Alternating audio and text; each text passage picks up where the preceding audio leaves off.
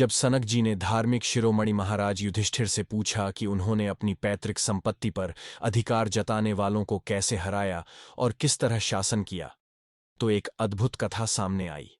युधिष्ठिर, जो न्याय और धर्म के प्रतीक थे, स्वभाव से ही लोभ और सत्ता की इच्छा से परे थे। लेकिन भगवान श्री हरि की कृपा से उन्होंने कुरुवंश को फिर से बसाया और अपने सिंहासन पर आसीन हुए। भीष्म पितामह और भगवान श्री कृष्ण के उपदेशों ने उनके मन को ज्ञान से भर दिया। उनकी सारी शंकाएं दूर हो गईं और वे इंद्र के समान संपूर्ण धरती पर शासन करने लगे।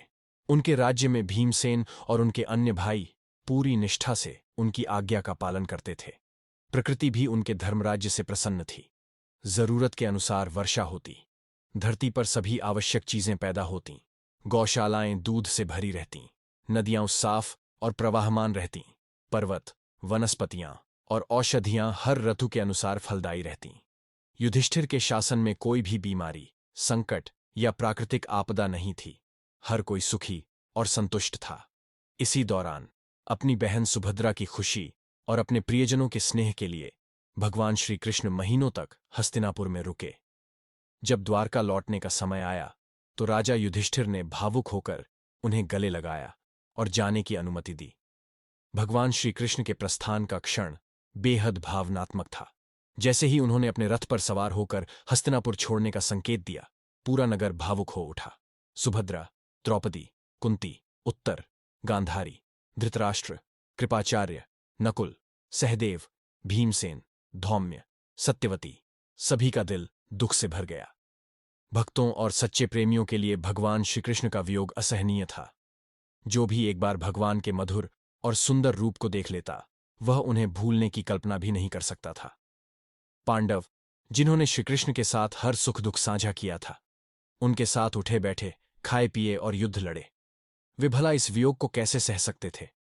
उनकी आंखों से आंसू बह रहे थे और वे बिना पलक झपकाए श्रीकृष्ण को दूर जाते देख रहे थे। नगर की स्त्रियां छतों पर चढ़कर प्रेम, संकोच और हल्की मुस्कान के साथ भगवान को निहार रही थीं। उन पर फूल बरसाए जा रहे थे और चारों ओर भावनाओं की लहर उमड़ रही थी।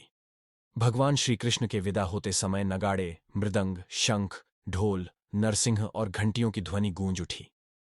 इस भव्य दृश्य के बीच अर्जुन, जो श्रीकृष्ण के सबसे प्रिय सखा थे, मोतियों से जड़े सफेद छत्र को लेकर उनके साथ चल रहे थे।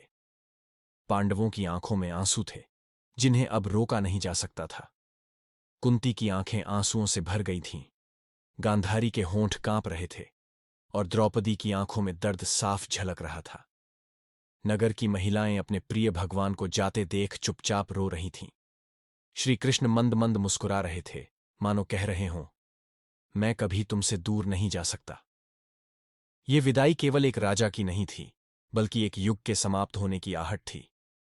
युधिष्ठिर का न्याय, पांडवों की भक्ति और श्रीकृष्ण का प्रेम, इस कहानी को युगों तक याद किया जाएगा।